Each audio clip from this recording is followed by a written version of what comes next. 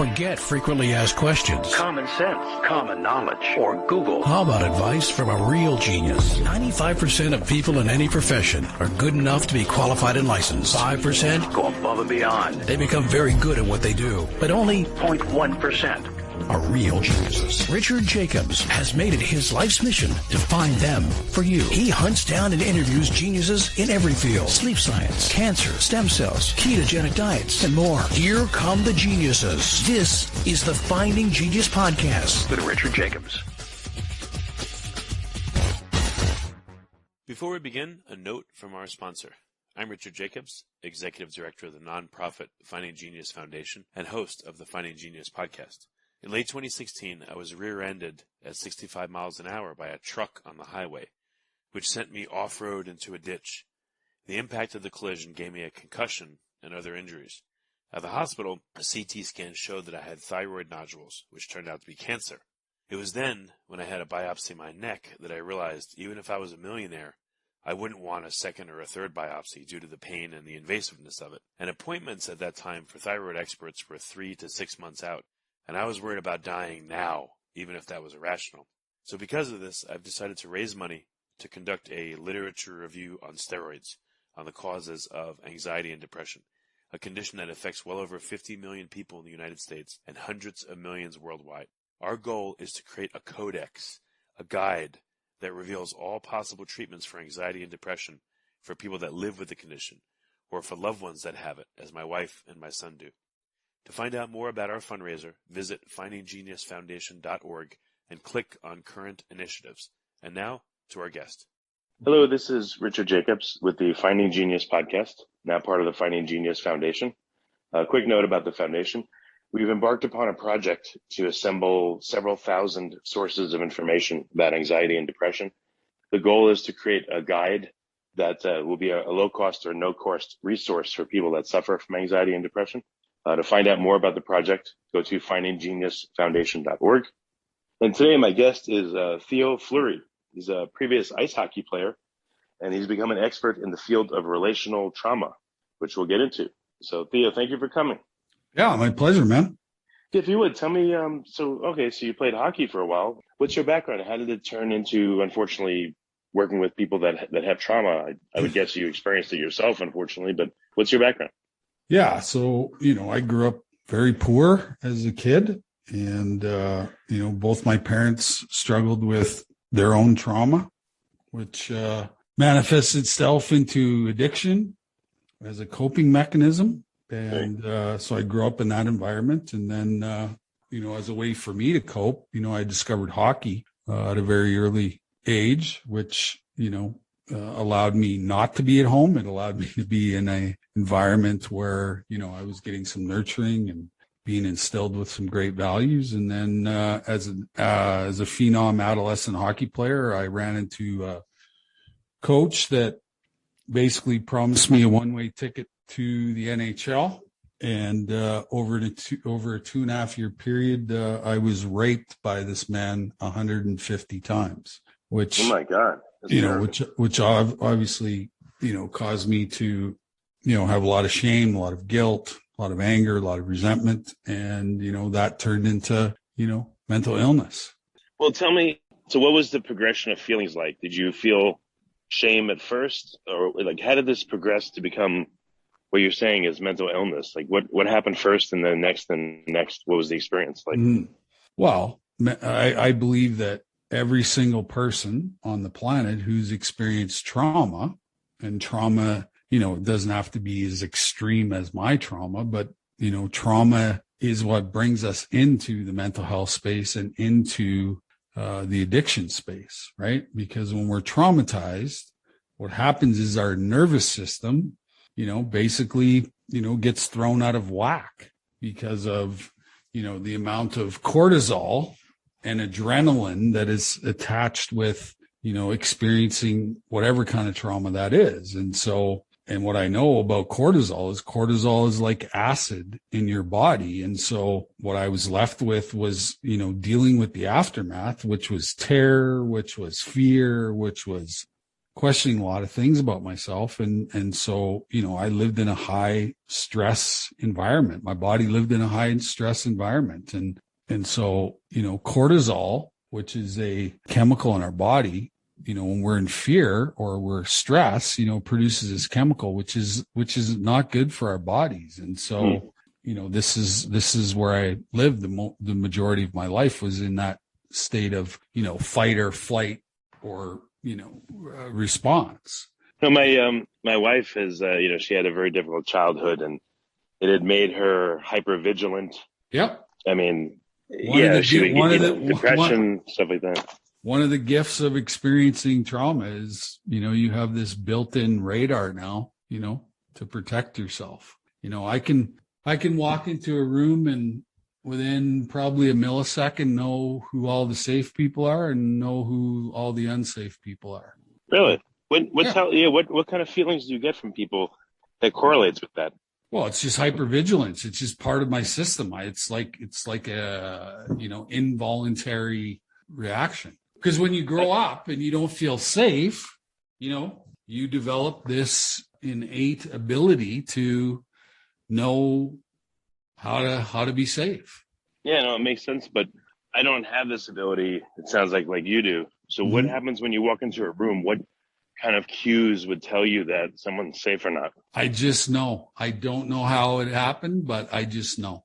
Oh, really? Okay. Mm-hmm. I've met people where, there's been a few people I met where I literally sensed evil emanating from them, which was really weird. Yeah. And thank God it was incredibly rare, but I guess I don't have the ability that you've developed. Right. Well, it's a survival mechanism, right? I think it makes total sense. I think all of us, have that ability. Mine's just a little more defined than everybody else because of my experience. What happened after this? That guy traumatized you X number of times. When it was about to happen again, what was different about your reaction, and what was the breaking point? Well, any kind of sexual deviance is all related to power, right? So this guy had power over me. I had a dream from probably the first time I ever put on a pair of skates that I wanted to eventually someday play in the National Hockey League. And so this guy held my whole entire career in the palm of his hands. And so there was a certain amount of power that was involved in the situation, right? And so I either go along with it or, I create a conflict where, 30 some odd years ago when it happened, nobody was talking about sexual abuse. And so, first and foremost, I knew I wouldn't be believed. And then secondly, I knew that would be the end of my hockey career because I would be branded as a troublemaker and, a liar and all this stuff. And so I just kept it inside. And it wasn't too long after that I discovered alcohol and drugs as a coping mechanism to suppress the emotional pain and suffering that I was experiencing. And like I said, 30 years ago, nobody was talking about mental illness. And so what do? I grew up in the suck it up era, right? Yep. And so there was no place to put this. Were you done with hockey, or was this person still running your life essentially, or were you finished? No, he left after the 2 years. I was with him for 2.5 years. He got fired by the team that I was playing on, and then I didn't have any contact with him after that. But what I was left with was a lot of fucking bullshit, that wasn't my fault that I had to deal with, right? And 16, 17 years ago, I had a fully loaded pistol in my mouth ready to pull the trigger, end my life, not because I wanted to die, but I was exhausted from living the emotional pain for the majority of my life, right? But that was the catalyst that pushed me into, a place of finally taking a look at it and finally, putting it in its rightful place, which was the past, so that I could move on and live life on life's terms without substance, without addiction, all those things, right? Before we continue, I've been personally funding the Finding Genius podcast for 4.5 years now, which has led to 2,700 plus interviews of clinicians, researchers, scientists, CEOs, and other amazing people who are working to advance science and improve our lives and our world. Even though this podcast gets 100,000 plus downloads a month, we need your help to reach hundreds of thousands more worldwide. Please visit findinggeniuspodcast.com and click on Support Us. We have 3 levels of membership from $10 to $49 a month, including perks such as the ability to see ahead in our interview calendar and ask questions of upcoming guests, transcripts of podcasts you're interested in, the ability to request specific topics or guests, and more. Visit findinggeniuspodcast.com and click Support Us today. Now back to the show. I had gone to a office where they do ketamine infusions, and on the wall they have anxiety, depression, and PTSD, and they say like everyone is kind of a mix of those 3. Yep. And some people seem to have more of one than another. Are you able to characterize what your particular bent was, and what did that mean for you? Like, were you more anxious than depressed, or were you more stressed than anxious? I have all 3. I have depression, I have anxiety, panic disorder, and PTSD. Right. All 3. Yep. What kind of techniques have you figured out over the years to help yourself? I have tried absolutely every single therapy known to mankind. So what did it take for you to heal yourself, or you to feel better? Like, are you just managing these problems still, or do you feel like you've truly overcome them? Well, I have the way I coped before, I had a toolbox full of addiction, right? Alcohol, drugs, food, sex, gambling, work, all of it. And basically what I've done is I've taken out the addiction and I've replaced it with holistic practices. So meditation, yoga, breathing exercises, EMDR, equine therapy, you name it, and, because I'm a curious guy. I like to learn. And obviously, being an advocate and an activist in the space of, mental health and trauma and addiction, I need to be educated. And the only way I know how to be educated is to actually try as many things as possible, so that when people come to me, I can say, hey, have you tried this? Have you tried that? Have you tried that? Da, da, da, da, da, da, right? So when you're talking the talk, you need to walk the walk as well. But, what's come out of it is healing, right? And it's a 3-pronged thing, right? It's emotional, it's physical, and it's spiritual healing, right? And if you do something every day for your emotional health, your physical health, and your spiritual health, you're going to be okay. So did all these different methodologies of treatment, did any of them work, or did none of them work? All of them worked. All together? All of them worked. All together, they all worked, right? And what it allowed me to do is fill up my toolbox. Oh, because usually people say, I've tried everything and nothing works. But I guess I don't know if this is the right characterization. So each thing helped you maybe a few %, and all of them together got you back to health. Yeah, absolutely. Okay. Yeah. Some modalities were better than others, but, I think all of them together, have definitely, made a difference. But I don't understand, the comment, I've tried everything and I'm not better. What do people mean when they say that versus you? Like, again, you mean something different, but what have you observed people mean when they say that? If you like this podcast, please click the link in the description to subscribe and review us on iTunes. Well, trying and actually doing the work are 2 different things. And with me, I do the work, which means. So you think, which means I get to a place of vulnerability where I actually talk about, it doesn't bother me anymore to tell people I was raped 150 times. Like, it doesn't bother me, doesn't have any trigger or emotion. Nothing is attached to that, and that means I've done the work that you need to do, right? Like, what if I were to say some people try everything, other people work at everything, and the people that work at everything are the ones that get results? Yeah, absolutely. It's the old saying, the harder I work, the luckier I get, right? Therapy is hard work. Like, it's hard work. It's uncomfortable. It's not fun, but it's necessary in the process if you want to heal. Yeah, it makes sense.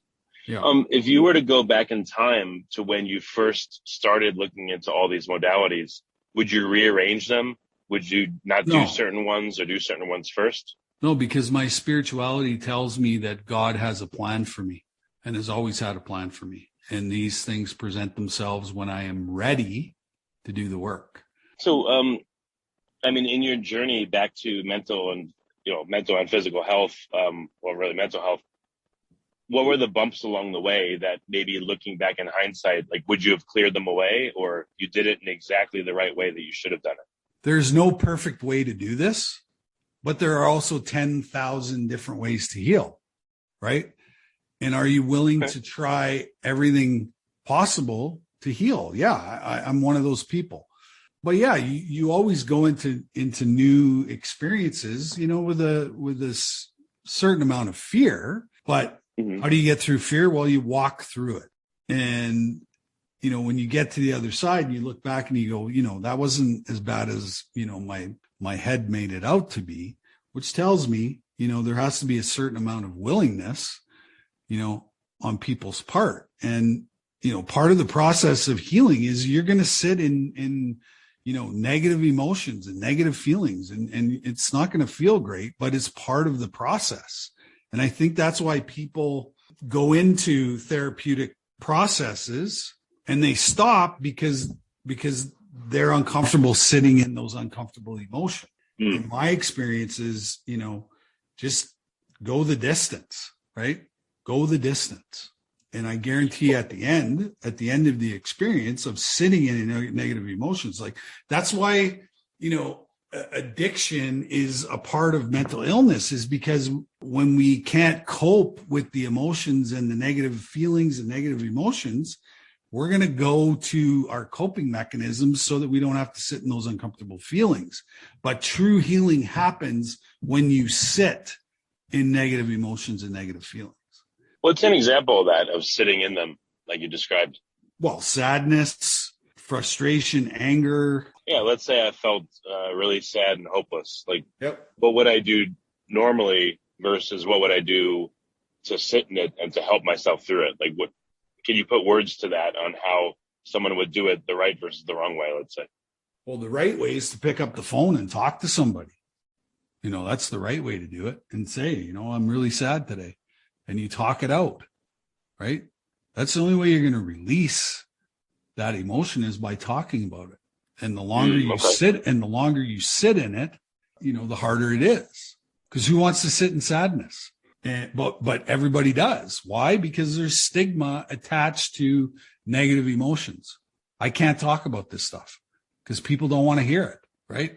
And therein lies why we have, why mental illness or mental health challenges is the biggest epidemic on the planet, is because we haven't created safe spaces for people to talk about negative emotions or negative events that happen in our life. People don't want to hear it. I can see, I went through many years ago, it was over a relationship, which it was what it was, but, I was depressed for a bit, and I could see pretty quickly, people don't want to be around you because they just don't want to hear it after a certain point, so how do you help yourself and reach out to people, but not burden them and constantly be like, I'm depressed, I'm anxious, and just kind of suck the life out of them? How do you still be a father, mother, friend, lover, whatever to people, but deal with this as well? Yeah, well, relationships are hard. There has to be a certain amount of vulnerability, and there also has to be compassion. There also has to be empathy. There also has to be forgiveness. And those are things we're not taught. We're taught to suppress emotions, suppress feelings, all the time, because it's just part of, sort of the world that we live in. But the people who get vulnerable, get, honest, are the people that make the biggest strides. Because if you don't release that stuff, it ends up getting stored in your body, right? And but if I met you years ago when you were in the middle of this, and and you would have met the angriest guy on the planet. Wow. What would you have said to me though if I said, "Come on, Theo, you're all right"? Or what if I tried to help you, either in a good way or I wasn't ready. I wasn't ready for help. How would you have reacted, you guess? Just you would have pushed me away, or whoever that tried to help me? I would have blown you off because I wasn't ready. I wasn't ready to deal with what I needed to deal with, right? So what do you do with someone you care about that you could see they're having a problem, they're suffering, but they're saying, leave me alone. I don't want to talk about it, or they're pushing you out. What can you do? Well, I think the first thing I would say is, I see that you're struggling, and I just want you to know that when you're ready to get some help, that I'm going to be here for you. That's all you can do. Here's a great example. So addicts and alcoholics and sex addicts and you name it, gamblers, we're really good at collecting enablers, because the more enablers we have, the longer our behavior can last. But eventually we make all the enablers sick because of our behavior. And so they end up having to go get help for themselves. And then eventually we're left with no enablers. And then we're left to our own defenses, which then it helps us hit the proverbial rock bottom. And so people it makes sense. They'll push away, let's say, the healthier people, yeah, and they'll hang out with the ones that don't push them and don't question them. But those people themselves fall out. And then at some point you're alone and you're at rock bottom. Yep. That's how it works. I see it almost every day in my practice, and what I do is the people that eventually come to me are at a rock bottom place, or families of enablers call me and we do an intervention. We do an intervention on the addict, but also I'm also suggesting to the enablers that they need to go get help too, so that everybody can go their separate ways, go get healthy, and then come back, repair the relationship. So you have to wait till someone hits rock bottom before they're willing to listen to you, or because you have had problems yourself? Well, I know people that are ready for help, and I know people that aren't ready for help. But what do you do if you're in relation with someone, or someone that's not ready for help, but they're really making it very difficult for you to do what you do? Then I put boundaries in, because if I have boundaries, then I'm not going to get hurt. Oh, what are some examples of good boundaries that you've heard from yourself or other people? Well, everybody's boundaries are different. I know they're all different, but any examples of a boundary that worked well? If you do this, if you continue to do this, I will do this. I won't have anything to do with you. It makes sense. Which is kind of harsh, but I'm the one that continually gets hurt because your behavior. So, I need to put in healthy boundaries so I don't get hurt. That's basically what boundaries are. And it's all based on behavior. Earlier on, in a way, you're like a superhero because you went through a terrible thing and you now have enhanced abilities. Mm-hmm. And you said the hypervigilance. Do you think that's instrumental in you helping to, or knowing when someone needs help versus not? Yeah, I think, there's a certain amount of intuitiveness that I have. There's a certain amount of hypervigilance I have. There's things that are unexplainable, that makes me sort of a great helper in this space is, I can see stuff. But, the bottom line is if the person doesn't want help, there is nothing you can do to change that. They have to experience and hit, the proverbial rock bottom, whatever that looks like, on their own.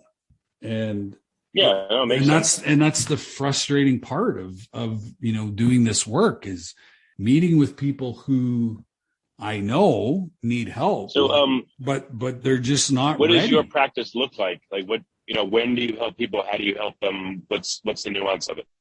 Well, I'm an author, so I write books on the subject. I'm a speaker.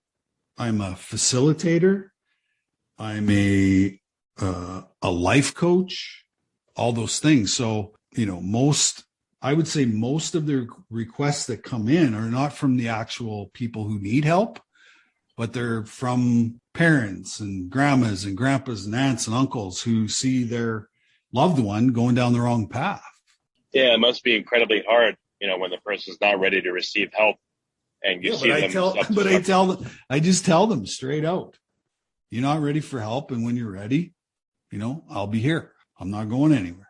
How do people react when you say that? Do they go, okay, or does it stop them in their tracks? Yeah, it stops them in their tracks, because it's the first realization that, my time is valuable, right? My time is valuable. And I'm not interested in trying to convince you that you need help.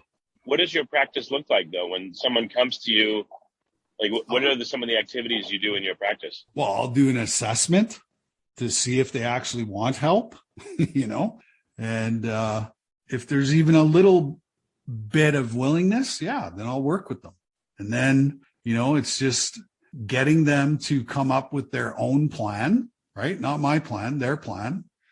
And then me holding them to account to the plan that they made for themselves. Are there certain traumas that are much more difficult to treat than others? No, trauma is trauma. Emotional pain is emotional pain. Oh. There is no bar. That's good. It would be terrible if there is no bar. That were very difficult. There is no bar. Everybody feels emotional pain exactly the same way. It's not about the experience. It's about finding the gift in the trauma that allows them to overcome the, emotional damage that they've experienced. And a lot of people don't see it as a gift. I see my struggle as a gift, because without the experience, I'm not talking to Richard Jacobs on Zoom right now. He wouldn't have a clue who I was if I didn't talk about. If I didn't talk about a simpler level, like the gift was the hypervigilance. The gift was, being able to read situations and people better. The gift is resilience. Adversity teaches us and gives us resilience, and then once we have resilience, there isn't anything we can't get through. Okay. So do you tell that to people? Like, look, yeah, absolutely. You've been through hell. You made it. So therefore, like you've been more resilient than most folks. So celebrate that, I guess, or at least take comfort in that. That's the gift. That's why God gives us these challenges, because He needs us to have resilience. And that's a really cool way of looking at it. I like it. And the people right now who are struggling the most with COVID and lockdowns and all those people don't have resilience. And that's why they're struggling. Very interesting. If you experience trauma and you're still here, you have resilience. Because if you didn't have resilience, you wouldn't be here. That's really cool. That I could see stopping someone in their tracks early on too. And they'd be like, and I also tell people, do you have a time machine? And they look at me like, does this guy ask me if I have a time machine? I go, because you can't change the past, but you can certainly change the future. I would think that's a very empowering thing to tell people, like, you're here. That means you have resilience. That's really cool. Yeah. This stuff isn't rocket science. We tend to make it like that, but it's just simple relationship. It's connecting with somebody on a spiritual level that can take you through the process of healing. You mentioned a couple of times that you have faith, but what happens when you deal with someone that is an atheist, or they haven't even considered that, or they're mad at God? How do you help? Everybody gets triggered by the word God. I don't subscribe to the white bearded guy in the sky. I don't subscribe to that theory. But what is spirituality? To me, spirituality is a relationship. The relationship I have with myself is the most important one, but it's also the one that I neglected the most at the beginning of this process, right? And so if I have a great relationship with myself, I love myself, take care of myself, eat well, sleep well, exercise, go to therapy, do meditation, then if I have a good relationship with myself, how do you think all my other relationships are going to be? Great. They're going to be the same. But if I'm angry, resentful, pissed off, that's what I'm going to project. And who wants to have a relationship with a guy who's fucking angry and pissed off all the time? Yeah, no, it's true. There's days where I've been agitated, and I go to the coffee shop. I think the person is a jerk. What's probably me being a jerk. And I try not to bring it home. Mm-hmm. And days when I feel really good, all my relationships are better. So I realize, like, I affect everyone around me, and I have to be careful not to affect them negatively. It always comes back to you. All of this stuff always comes back to you, right? Has absolutely nothing to do with anything else other than, am I spiritually well? Am I emotionally well? Am I physically well? That's what it's all about. And you control that, not anybody else. You control how you feel, and you get to choose to be nice, kind, compassionate, empathetic, or you choose to be an asshole. That has nothing to do with anybody other than yourself. But what if someone feels totally out of control and their emotions are in control of them, and you say that to them? Wouldn't they push that idea away? Like, how could that be? I feel this, I feel that. I'm filled with anxiety. I'm filled with this. What do you say to someone like that? Well, you need to do more work. You need to figure out why you feel this way. Okay. Yeah, it makes sense.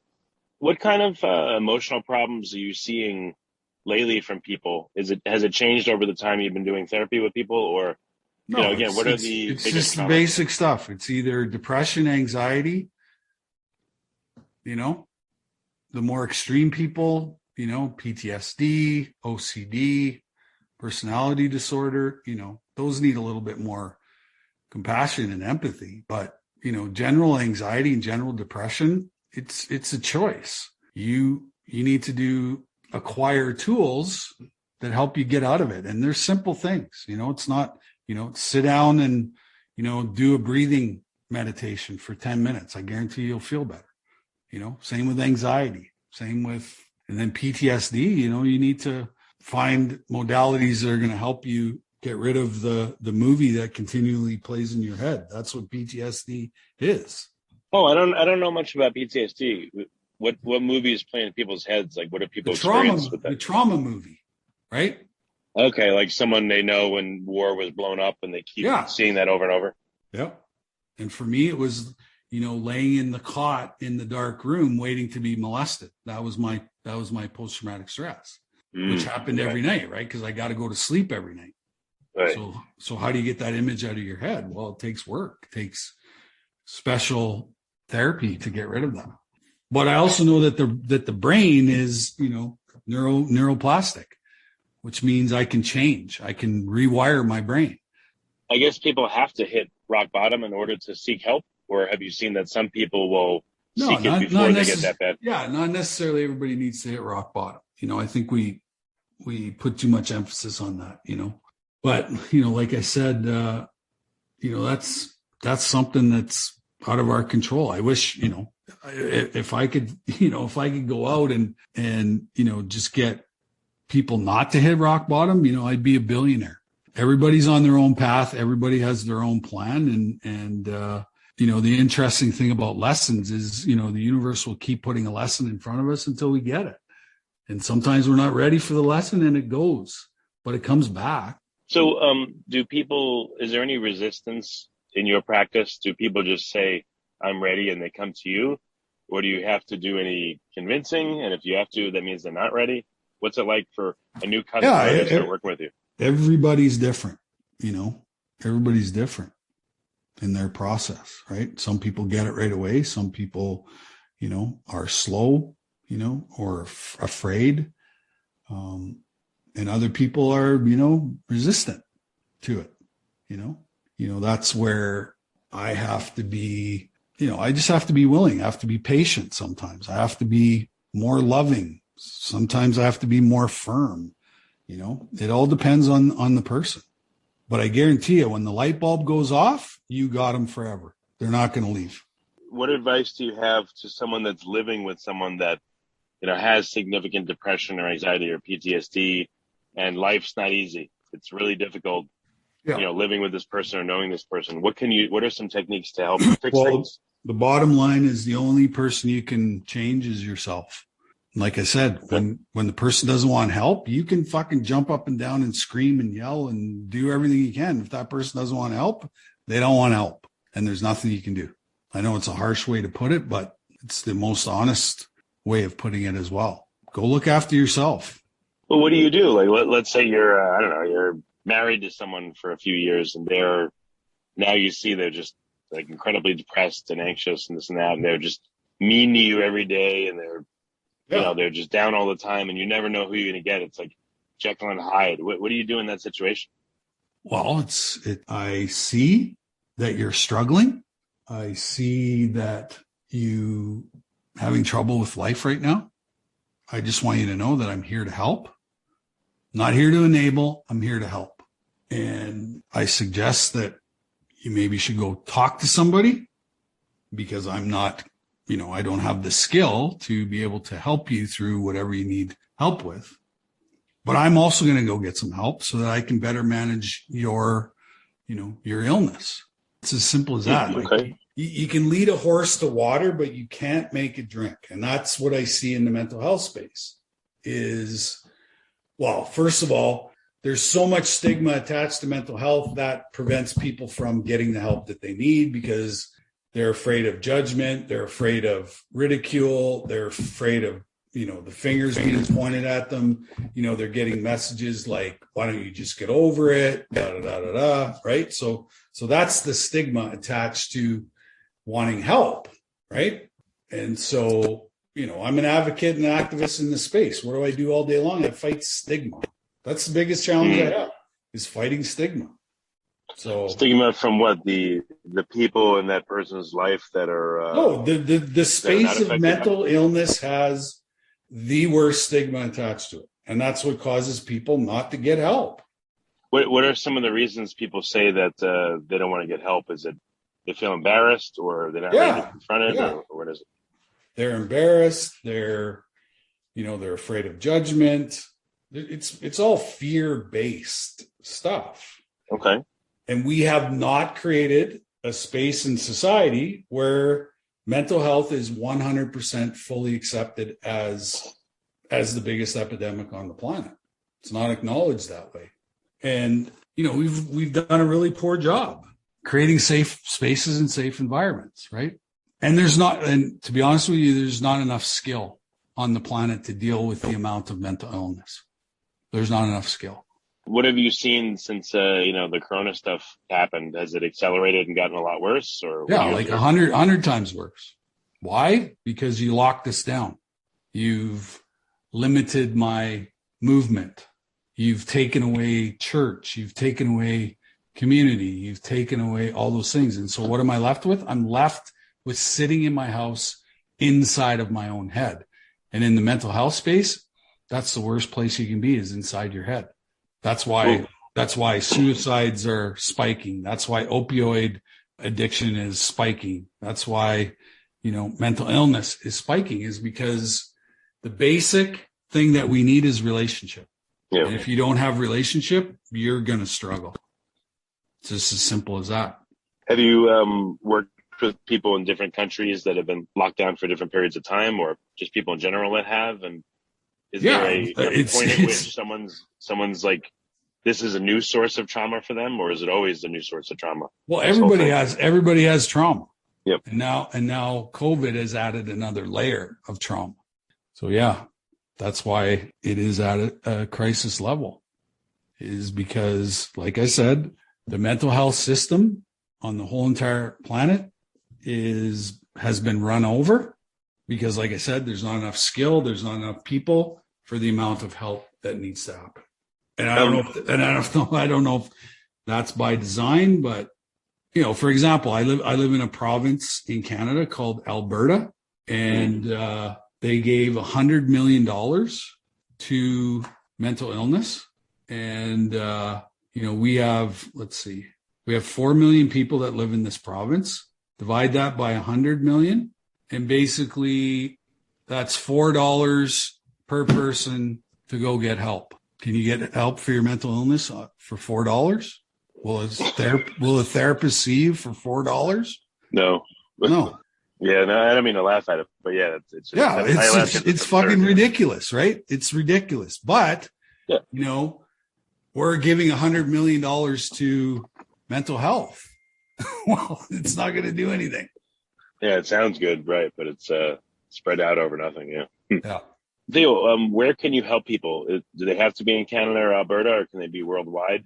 Worldwide. So during COVID, I created a program called Trauma Transformation, which is on my website. TheoFleury.life is my website. And the people who take my course, I run a group, therapy group online twice a month. As soon as you sign up for the program, it automatically gives you access to our group that we do. And so we have like 200 members, and we meet twice a month. And it's an amazing group of people who, we're all healing together. We're all sharing. We're all vulnerable. We're all, working on our stuff. And it's amazing to be a part of it. And I'm honored that I get to co-facilitate a bunch of people who are really, looking to overcome whatever they need to overcome. Yeah, no, that's really cool. Do you feel like this group therapy helps people heal a lot faster than just one-on-one type situations? It's the most effective, cheapest kind of therapy on the planet. Oh, nice. Okay. Because it doesn't cost anything. All it costs you is your time. Show up. Oh, listen. Do you charge for this, or is it free? It's a very small nominal fee just for administration, but other than that, it doesn't cost much. Okay. And one more time that URL again, please. Theo Fleury .life. Okay, Fleury is Fleury. Yep.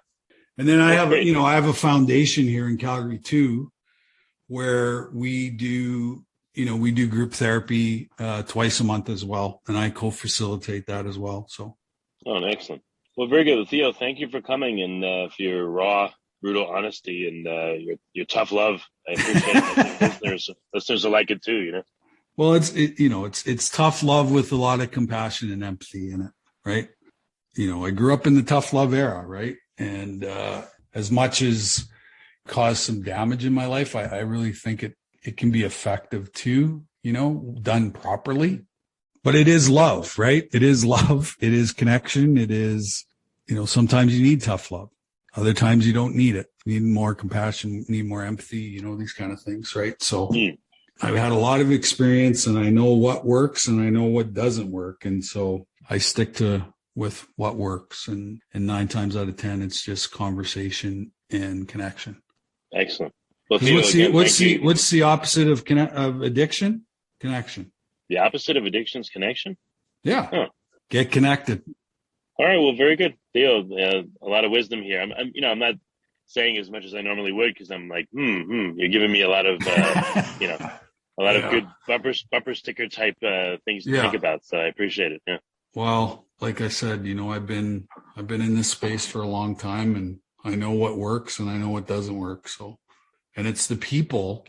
It's the people that I work with that have educated me. The people that I'm trying to help, have helped me more than I've helped them. And I think that's important too. Well, Theo, very good. Thank you for coming on the podcast. I really appreciate it. You're welcome. If you like this podcast, please click the link in the description to subscribe and review us on iTunes. You've been listening to the Finding Genius podcast with Richard Jacobs. If you like what you hear, be sure to review and subscribe to the Finding Genius podcast on iTunes or wherever you listen to podcasts. And want to be smarter than everybody else? Become a premium member at findinggeniuspodcast.com. This podcast is for information only. No advice of any kind is being given. Any action you take or don't take as a result of listening is your sole responsibility. Consult professionals when advice is needed.